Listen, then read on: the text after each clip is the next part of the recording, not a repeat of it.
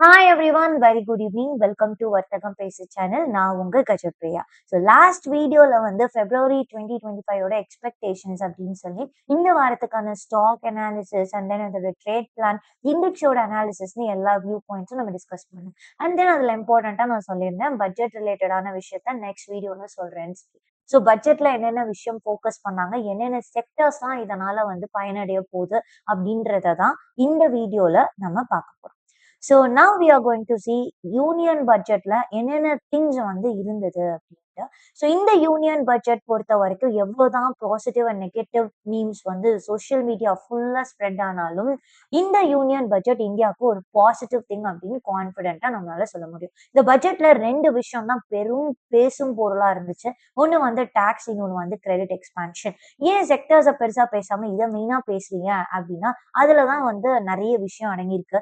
ஏன்னா இதுக்கு முன்னாடி நடந்த எல்லா பட்ஜெட்லயுமே பாத்தீங்கன்னா மெயினா வந்து சில செக்டரல் ஃபோக்கஸ் இருக்கும். ஃபார் எக்ஸாம்பிள் இன்ஃப்ராஸ்ட்ரக்சரை டெவலப் பண்ணணும், எனர்ஜி செக்டரை இம்ப்ரூவைஸ் பண்ணணும், ஏஐ செக்டரை கொண்டு வரணும், இப்படின்ற மாதிரி ஒரு இம்ப்ரூவைசேஷனுக்காக ஒரு செக்டரல் ஃபோக்கஸ் வந்து இருக்கும். பட் இந்த பட்ஜெட் கொஞ்சமே வித்தியாசமா இருந்தது அப்படின்னு சொல்லலாம். ஸோ அது ஏன் அப்படின்றத நம்ம டிஸ்கஸ் பண்ணலாம். So tax and credit expansion. முன்னாடி டேக்ஸ் வந்து பார்த்தோம் அப்படின்னா 2.5 லேக் வரைக்கும் நோ டேக்ஸ். ஸோ அதுவே நீங்க 2.5 to 5 lakh per annum earn பண்றவங்களா இருந்தீங்கன்னா 5%, அதுவே 5 to 10 லேக்னா 20%, மோர் தென் 10 லேக்னா 30% வந்து இருந்தது. ஸோ இதை வந்துட்டு 2023 to 24 ஃபைனான்சியல் இயர்ல எப்படி வந்து ரிவைஸ் பண்ணாங்க அப்படின்னா முன்னாடி 2.5 லேக் வரைக்கும் ஜீரோ டேக்ஸ். ஸோ அதை வந்து இப்போ 3 லேக் அப்படின்னு இன்க்ரீஸ் பண்ணாங்க. தென் 3 to 6 லேக் வரைக்கும் earn பண்றீங்களா 5%, 6 to 9 லேக் வரைக்கும் 10%, 9 to 12 லேக் வரைக்கும் 15%, 12 to 15 லேக் வரைக்கும் 20%, above 15 லேக்னா 30% அப்படின்னு கொண்டு வந்திருந்தாங்க. ஸோ இந்த பட்ஜெட்ல என்ன சொல்லியிருக்காங்கன்னா டில் 12 லேக் வரைக்கும் உங்களுக்கு டாக்ஸ் கிடையாது அப்படின்னு சொல்லியிருக்காங்க. இட் இஸ் லைக் ஒரு எக்ஸ்பெக்ட் பண்ணாத அளவுக்கு ஒரு ஹியூஜ் திங் அப்படின்னு சொல்லலாம். Huge tax relief for the middle class people அப்படின்னு சொல்லலாம். ஸோ அப்போ 12 லேக் ஏர்ன் பண்றவங்களுக்கு நோ டேக்ஸ். அதுவே வந்து 12.75 லேக் நீங்க ஏர்ன் பண்றீங்க அப்படின்னாலும் உங்களுக்கு நோ டேக்ஸ். ஏன்னா ஸ்டாண்டர்ட் டிடக்ஷன்ல 75,000 போயிடும். ஸோ அதனால வந்து நீங்க 12 லேக் கேட்டகரியில தான் வருவீங்க. ஸோ உங்களுக்கு நோ டேக்ஸ். இதுல என்ன ஒரு விஷயம் எல்லாருக்கும் நெகட்டிவ்னா அதிகமா ஏர்ன் பண்றவங்க ஒரு 13 லேக் இல்ல ஒரு 14 லேக் ஏர்ன் பண்றவங்க என்ன கேட்பாங்கன்னா 12.75 லேக் வாங்குறவன் ஃப்ரீயா டேக்ஸ் கட்டாம இருக்கான். நான் வந்து 13 லேக் வாங்குறேன், 14 லேக் வாங்குறேன். ஸோ நான் மட்டும் டேக்ஸ் கட்டணுமா? அப்போ அதை விட ₹1 அதிகமா சம்பாரிச்சாலும் நான் டாக்ஸ் கட்டணுமா அப்படின்னு கேட்டா அஃப்கோர்ஸ் எஸ். அதுல என்ன விஷயம்னா 12.75 லேக் வந்து டாக்ஸ் ஃப்ரீ அப்படின்னு சொல்லியிருக்காங்க. அதுவே நீங்க வந்து ஒரு 12.85 லேக் ஏர்ன் பண்றீங்கனாலும் நீங்க வந்து எவ்வளோ டாக்ஸ் கட்டணும்னா என்ன நினைக்கிறாங்கன்னா எல்லாரும் 12.75 லேக் வரைக்கும் டாக்ஸ் இல்ல, ரிமைனிங் இருக்கிற காசுக்கு மட்டும் கட்டினா போதும்னு நினைக்கிறாங்க. அப்படி கிடையாது. உங்களோட என்டையர் இன்கம்க்குன்னா நீங்க டாக்ஸ் பே பண்ணணும் ஆஸ் யூஷுவல். ஸோ இதனால எனக்கு என்ன பெனிஃபிட்? மேபி நீங்க ஒரு 13 லேக் இல்ல ஒரு 15 லேக் ஏர்ன் பண்றீங்கன்னா, இதனால எனக்கு என்ன பெனிஃபிட் அப்படின்னா, டாக்ஸ் ரிபேட் வந்து பாத்தீங்கன்னா முன்னாடி 7 லேக் இருந்தது. இப்போ 12 லேக் ஆயிருக்கு. அதே மாதிரி பேசிக் எக்ஸம்ஷன் லிமிட் வந்து முன்னாடி 3 லேக் இருந்தது. இப்போ 4 லேக் ஆக்கியிருக்காங்க. ஸோ ஈவன் தோ யாரெல்லாம் 12.75 லேக்குக்கு மேல ஏர்ன் பண்றாங்களோ அவங்களுக்கு டாக்ஸஸ் இருக்கும். பட் கம்பேரிட்டிவ்லி லோவர் டாக்ஸா இருக்கும். ஸோ ஏன்னா பேசிக் எக்ஸம்ஷன் லிமிட் இருக்குல்ல, அதனால நீங்களும் இதுல பெனிஃபிட் தான் ஆவீங்க. ஃபார் எக்ஸாம்பிள் நீங்க வந்து ஒரு 18 லேக் சேலரி வாங்குற பர்சன் அப்படின்னு வச்சுக்கோங்களேன். ஸோ 18 லேக் நீங்க சேலரி வாங்குறீங்கன்னா கரண்ட் டாக்ஸ் ரெஜிமே படி நீங்க எவ்வளோ டாக்ஸ் பே பண்ற மாதிரி இருக்கும் அப்படின்னா ஃபர்ஸ்ட் 4 லட்சம் வரைக்கும் டாக்ஸ் கிடையாது. ஸோ அதுவே 4 to 8 லேக்னா 5%. இப்போ அந்த 8 லட்சம் ரூபாய்க்கு 5% டாக்ஸ் பே பண்ணுவீங்க.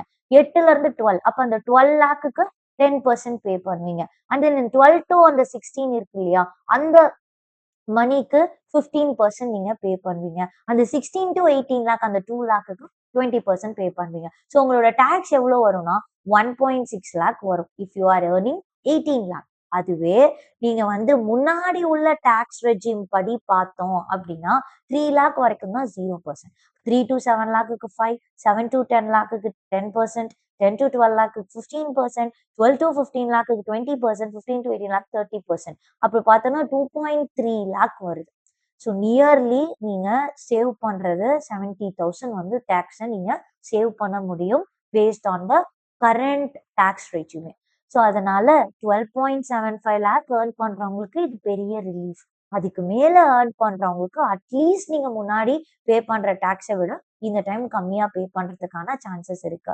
ஸோ இதுதான் நியூ டேக்ஸ் ரெஜியூமே. அதாவது 4 லேக் வரைக்கும் no tax, 4 to 8 lakh 5%, and 8 to 12 15 10%, 12 to 16 15%, 16 to 20 20%, and 20 to 24 25%. 24 லேக்குக்கு மேல நீங்க ஏர்ன் பண்றீங்கன்னா தான் 30% வந்து நீங்க கவர்மெண்ட்க்கு டேக்ஸ் பே பண்ணணும்.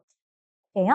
ஸோ இது வந்து கம்பேரிஷனுக்காக நான் கொடுத்துருக்கேன். ஸோ இதுவும் நீங்க பார்க்கலாம். ஸோ ப்ரீவியஸ் டேக்ஸ் ரேட்டுக்கும் இப்போ இருக்கிற டேக்ஸ் ரேட்டுக்கும் என்ன டிஃபரன்ஸ் பார்த்தீங்கன்னா, முன்னாடிலாம் வந்து ஈவன் நீங்க 15 லேக்குக்கு மேல ஏர்ன் பண்ணாலே 30% டேக்ஸ்.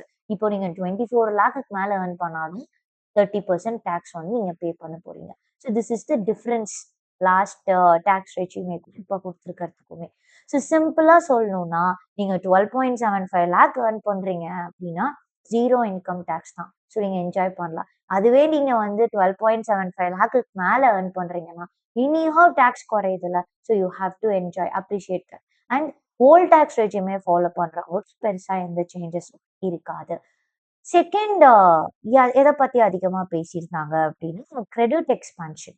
ஏன் கிரெடிட் எக்ஸ்பான்ஷன் கொடுக்கணும்? இதுக்கு முன்னாடி பாத்தீங்கன்னா அக்ரிகல்ச்சுரல் கிரெடிட் எக்ஸ்பான்ஷன், விவசாயம் பண்றவங்களுக்கு கிசான் கிரெடிட் கார்டு அப்படின்னு ஒண்ணு கொடுப்பாங்க. ஸோ அந்த கிசான் கிரெடிட் கார்டுக்கு வந்து லிமிடேஷன் 3 லட்சம் ரூபாயா இருந்தது. அது 5 லட்சம் ரூபாயா இப்போ இன்க்ரீஸ் பண்ணியிருக்காங்க. இதனால என்ன ஆகும்? 7.7 crore ஃபார்மர்ஸ் வந்து இதனால பெனிஃபிட் ஆவாங்க. இதனால ஸ்பெண்டிங் அதிகமாகும். ஸோ நிறைய பேர் அதை வச்சு யூஸ்ஃபுல்லா ஸ்பெண்ட் பண்ண பார்ப்பாங்க. அது உங்களுக்கு எக்கனாமிக் growth கிரியேட் பண்ணும். அதனால அக்ரிகல்ச்சரல் கிரெடிட் எக்ஸ்பேண்ட் பண்ணியிருக்காங்க.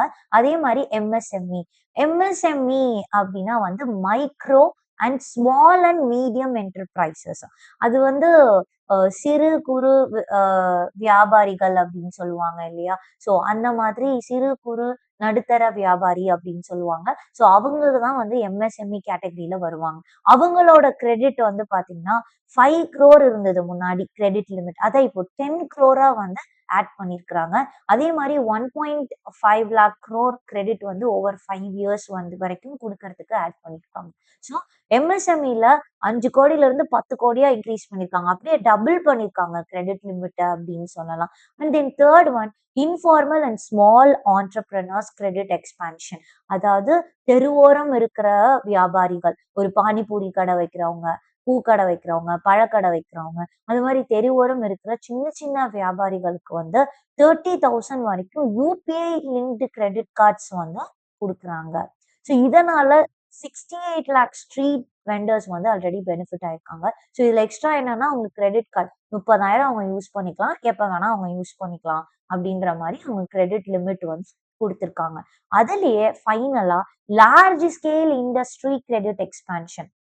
பெருசா பிசினஸ் பண்ணிட்டு இருக்கவங்களுக்கு வந்து அவங்களுக்கு பார்ஷியல் கிரெடிட் என்ஹான்ஸ்மெண்ட் ஃபெசிலிட்டி அப்படின்னு ஒண்ணு கொடுக்குறாங்க.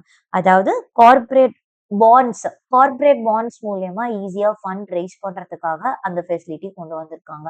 ஸோ மோஸ்டா இது எல்லாமே என்ன நோக்கத்துக்காக கொண்டு வராங்க? ஏன்னா அக்ரிகல்ச்சரல்ல இருந்து ஸ்மால் அண்ட் மீடியம் என்டர்பிரைசஸ்ல இருந்து லார்ஜ் ஸ்கேல் வரைக்கும் எல்லாத்துக்குமே கிரெடிட் எக்ஸ்பான்ஷன் அப்படின்ற ஒரு விஷயத்த பண்ணிருக்காங்க. இப்ப எல்லாருக்கும் என்ன தோணும் அப்படின்னா, ஒய் எதுக்காக கவர்மெண்ட் வந்து கிரெடிட் எக்ஸ்பான்ஷன் கொண்டு வரணும்? எதுக்காக டாக்ஸ இவ்வளோ ஒரு பெரிய ரிலீஃப் வந்து கொடுக்கணும்? இவ்வளோ பெரிய டிஃபரன்ஸ் ஏன் காட்டணும் அப்படின்னு கேட்டீங்கன்னா, that is call Keynesian theory, Keynesian economics அப்படின்னு சொல்லுவோம். ஸோ ஒரு கண்ட்ரியோட பொருளாதாரம் அடுத்த கட்டத்துக்கு போகணும் அப்படின்னா கெய்னிசன் தியரிய அவங்க இம்ப்ளிமெண்ட் பண்ணணும். சிம்பிளா சொல்லணும்னா ஃபர்ஸ்ட்ல சொன்ன மாதிரி இதுக்கு முன்னாடி இருக்கிற பட்ஜெட் எல்லாம் மெயின் ஃபோக்கஸ் வந்து ஒரு செக்டரை எப்படி க்ரோ பண்றது அப்படின்ற மாதிரி இருந்தது. இந்த டைம் வந்து ஃபோக்கஸ் என்ன அப்படின்னா பர்ச்சேசிங் பவரை இன்க்ரீஸ் பண்றது. ஏன்னா ஆல்ரெடி ஃபவுண்டேஷன் நம்ம ஸ்ட்ராங்கா போட்டாச்சு. ஸோ ரோட் கனெக்டிவிட்டில இருந்து, அதாவது இன்ஃப்ராஸ்ட்ரக்சர்ல இருந்து, எனர்ஜி ரிலேட்டடா இருந்து டெக்னாலஜி வரைக்கும் எல்லாத்துக்குமே வந்து இன்வெஸ்ட்மெண்ட் பிளான் ஆல்ரெடி போட்டாச்சு. It is in pipeline. So foundation வந்து ஸ்ட்ராங்கா இருக்கு. இப்ப அடுத்த கண்ட்ரியோட எக்கனாமியை டெவலப் பண்றதுக்கு என்ன பண்ணணும்? அப்போ பர்ச்சேசிங் பவரை இன்க்ரீஸ் பண்ணணும். அப்போ டாக்ஸ குறைச்சா காசு நிறைய உங்க கையில இருக்கும். செலவு பண்ணுவீங்கல்ல. அதே மாதிரி கிரெடிட் லிமிட்ட எக்ஸ்பேண்ட் பண்ணா காசு கிடைக்கும். இன்வெஸ்ட் பண்ணுவீங்கல்ல. பிசினஸ்ல இன்வெஸ்ட் பண்ணாலும் ஸ்பெண்ட் பண்றீங்கல்ல.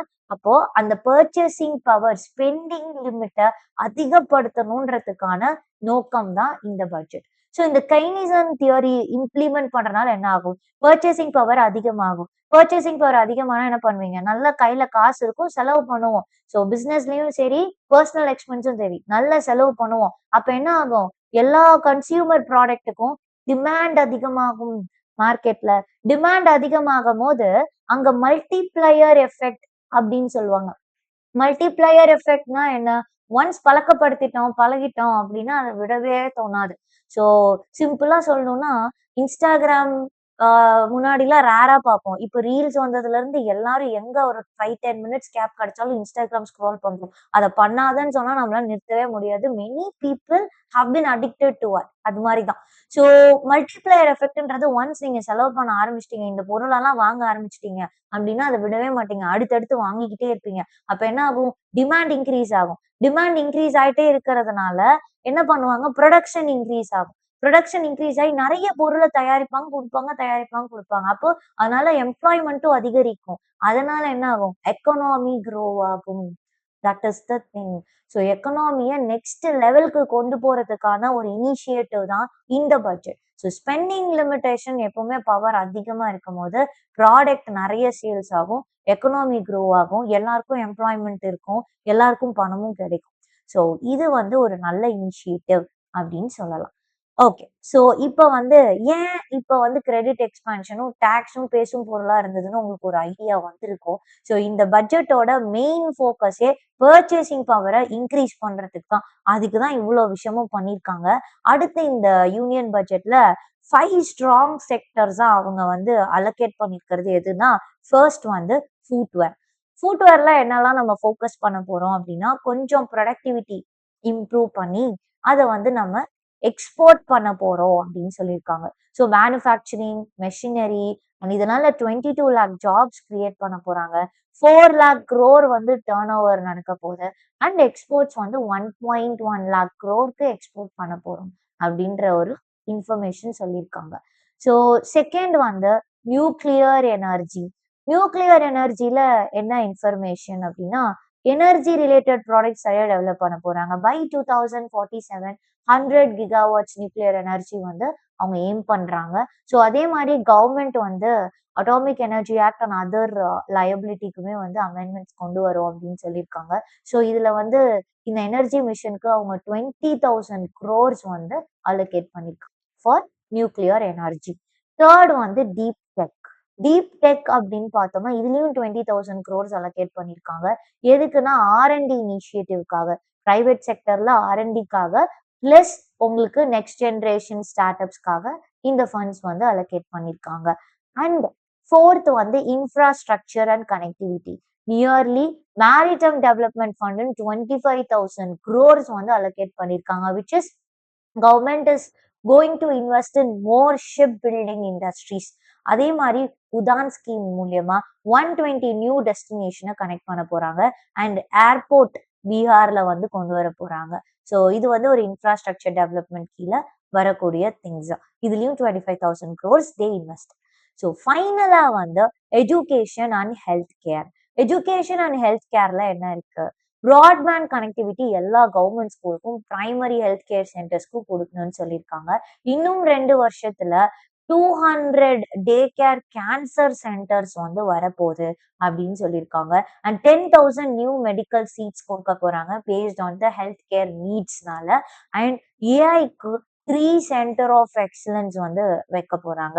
ஸோ இதுவே பாத்தீங்கன்னா நியர்லி 500 crores வந்து they have an idea. So இதெல்லாம் வந்து கவர்மெண்ட் பண்ணிருக்கக்கூடிய அலோகேஷன்ஸ். ஸோ அப்ப 5 செக்டர் அப்படின்னு பார்த்தோம் அப்படின்னா footwear and education and health care, nuclear energy and deep tech, இதெல்லாம் வந்து இப்போ இருக்கிற ஃபோக்கஸ்ல இருக்கு. And infrastructure and connectivity. இந்த 5 செக்டரும் வந்து கவர்மெண்ட் மெயினா இந்த பட்ஜெட்ல ஃபோக்கஸ் பண்ணிருக்கிற செக்டர்ஸ். ஸோ பட்ஜெட்ல ஆல்மோஸ்ட் என்ன திங்ஸ்லாம் கவர் பண்ணாங்களோ எல்லாமே நான் உங்களுக்கு அவுட்லைன் வந்து சொல்லிட்டேன் வித் கிளியர் எக்ஸ்பிளனேஷன்.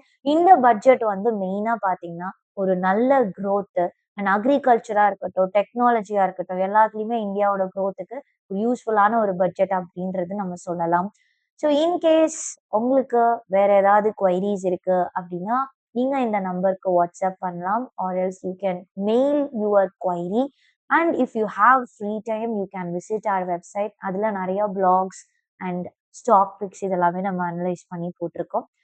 ஸோ இந்த வீடியோ உங்களுக்கு யூஸ்ஃபுல்லாக இருந்துச்சுன்னா உங்களோட ஃப்ரெண்ட்ஸ் அண்ட் ரிலேட்டிவ்ஸ்க்கு மறக்காம ஷேர் பண்ணுங்க. அண்ட் நம்ம சேனலை சப்ஸ்கிரைப் பண்ணிக்கோங்க. I will keep you updating about other stocks as well. இந்த செக்டர்ஸ் பேஸ் பண்ணி என்னென்ன ஸ்டாக்ஸ் வந்து குட் ஃபண்டமெண்டலி குட் அப்படின்றது நான் நெக்ஸ்ட் வீடியோவில் உங்களுக்கு அனலைஸ் பண்ணி காமிக்கிறேன். Stay connected, take care, bye, will see you on the next video.